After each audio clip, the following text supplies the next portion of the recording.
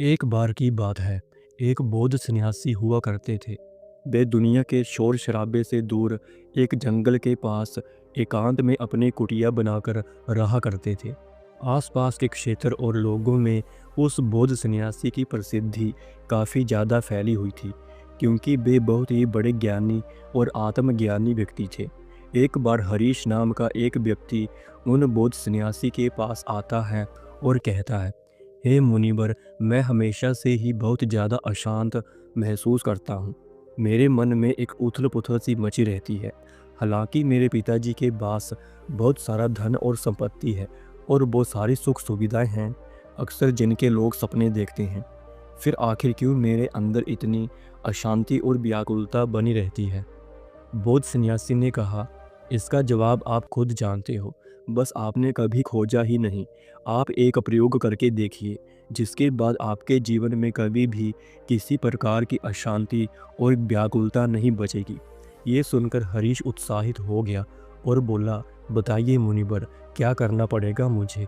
तब बौद्ध सन्यासी कहते हैं कि आपको अगले 10 दिनों तक इसी आश्रम में एक साधारण सा जीवन जीना होगा और इन 10 दिनों में आप जितना हो सके उतना कम बोलोगे और हमेशा ही अकेले में और एकांत में बैठे रहोगे।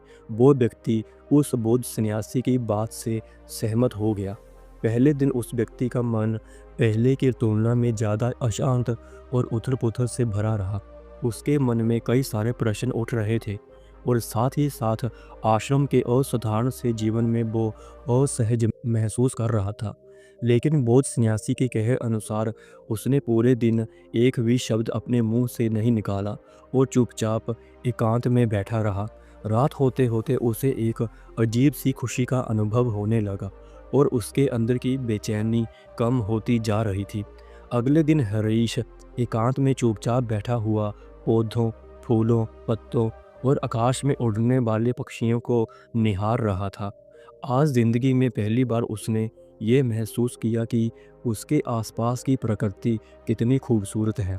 वो पूरी तल्लीनता के साथ दिन भर प्रकृति को देखता और महसूस करता रहता। इसी तरीके से 3-4 दिन बीत गए। अब तक हरीश के मन की सारी भागा दौड़ी, सारी उथल-पुथल शांत हो चुकी थी। 5वें दिन की सुबह हरीश एकांत में जाकर बैठ जाता है और कुछ देर बाद अपने आप ही उसकी आंखें बंद हो गई और वो ध्यान में चला गया। वो पूरे दिन आंख बंद किए बैठा रहा और गहरा ध्यान में उतरता गया। कोई शब्द नहीं, कोई चिंता नहीं। हरीश अंदर से बहुत ही ज़्यादा शांति और आनंद से भर गया। अपने बाकी के बचे हुए दिन ध्यान में गुजारने के बाद हरीश उस बौद्ध सन्यासी के सामने उपस्थित हुआ। हरीश ने झुककर उनको प्रणाम किया और बोला, मुनिवर, मुझे जवाब मिल चुका है कि आखिर क्यों मेरे अंदर इतनी उथल-पुथल मची रहती है। आखिर क्यों मेरा मन इतना अशांत और व्याकुल रहता था। बौद्ध सन्यासी ने कहा, बताओ मुझे, क्या जवाब मिला है तुम्हें? हरीश ने कहा, मैं ज़रूरत से ज़्यादा शब्दों का प्रयोग करता था। अपने लोगों के साथ दिन भर बेमतलब की बातें किया करता था और अकेले में बस उन्हीं बातों के बारे में सोचता रहता। इस वजह से मेरा दिमाग बेचैन और अशांत रहने लग गया था और मेरे शरीर पर भी मेरा नियंत्रण नहीं रहता था और इसी के परिणाम स्वरूप अपने किसी भी काम को ठीक तरीके से नहीं कर पाता था और फिर मैं अपने लगभग हर काम में असफल होने लगा और इसी असफलता की वजह से मैं और भी ज़्यादा उदास और अक्सर गुस्से में रहने लग गया था, जिससे मेरा जीवन एकदम बेकार और बर्बाद सा हो गया था।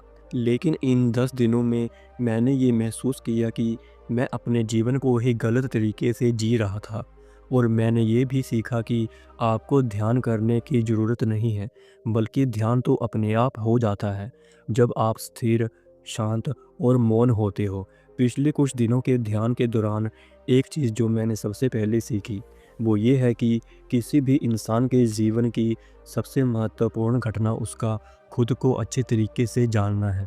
ये सुनकर बौद्ध सन्यासी ने उस हरीश नाम के व्यक्ति से कहा, केवल आप ही नहीं, बल्कि दुनिया के ज़्यादातर लोग ज़रूरत से ज़्यादा बोलते हैं और ना चाहते हुए भी अपना जीवन बर्बाद कर लेते हैं।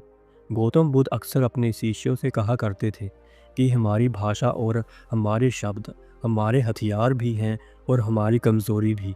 अगर इसी सोच के साथ सही समय पर सही शब्दों का प्रयोग किया जाए तो ये इंसान को सफल बना देते हैं। लेकिन अगर शब्दों का यही खेल उल्टा हो जाए तो ये इंसान की ज़िंदगी को नर्क भी बना देते हैं। एक बार गौतम बुद्ध से उनके एक शिष्य ने पूछा, गुरुदेव, आप ज़्यादातर समय मौन क्यों रहते हो? गौतम बुद्ध ने कहा, क्योंकि मौन में मैं अपने अंदर के परमात्मा को सुन पाता हूँ। मौन खुद के अंदर उतरने की पहली सीढ़ी है। मौन हुए बिना खुद को जान पाना असंभव है। खुद को जानने और समझने की पहली शर्त यही है कि आप मौन हो जाओ। ज़्यादा बोलना दिमाग को अव्यवस्थित कर देता है, जिससे हमारे मन पर हमारा नियंत्रण समाप्त हो जाता है। जो लोग ज़्यादा बोलते हैं वो कभी भी केंद्रित नहीं हो सकते, और अगर आप केंद्रित नहीं हो सकते हैं तो आप जीवन के सत्य को भी नहीं समझ पाओगे। इसी के साथ बौद्ध सन्यासी ने अपनी बात समाप्त की और वो व्यक्ति भी अपने घर को वापिस चला गया। दोस्तों, आपने भी कई बार ध्यान दिया होगा कि जो लोग ज़्यादा बोलते हैं वो अक्सर लोगों के बीच हंसी का पात्र बनकर रह जाते हैं, और जो लोग कम बोलते हैं वो अपने शब्दों पर अडिग रहते हैं। लोग उनका सम्मान भी करते हैं और उनकी बातों का भरोसा भी। जो ज़्यादा बोलते हैं वो लोग अपने विचारों के भी पक्के नहीं होते। उनका दिमाग अस्थिर हो जाता है, और एक अस्थिर दिमाग वाला इंसान किसी भी काम में सफल नहीं हो सकता।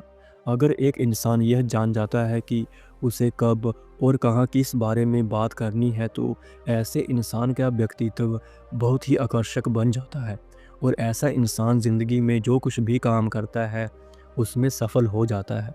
दोस्तों, अगर हम महान और सफल लोगों के व्यक्तित्व को थोड़ा गहराई से देखें तो पाएंगे कि ऐसे लोग जितना हो सके उतने कम शब्दों में अपनी बात को समाप्त कर देते हैं और चीज़ों के बारे में बड़ी गहराई से सोचते हैं। मौन से धैर्य आता है, धैर्य से ध्यान, और ध्यान से हम जीवन के प्रति जागरूक हो जाते हैं। इसलिए अगर हम ज़्यादा बोलते हैं तो हमारा मौन खो देते हैं, जो कि हमारे शांत और स्थिर जीवन का पहला आधार है। तो चलिए दोस्तों, आज से कुछ दिनों के लिए हम भी केवल ज़रूरत की ही बातें करेंगे और अपनी बातों को बहुत ही कम शब्दों में समाप्त करने की कोशिश करेंगे। अपने जीवन में भी मौन को स्थान देंगे, और अगर हो सके तो दिन में कुछ समय के लिए एकांत में रहकर मौन होकर बैठने की कोशिश करेंगे। मुझे पूरा विश्वास है कि इससे हमारे जीवन में सकारात्मक बदलाव ज़रूर आएंगे, और हो सकता है कि आप में से कुछ लोग उस व्यक्ति हरीश की तरह खुद को दोबारा से खोज लें।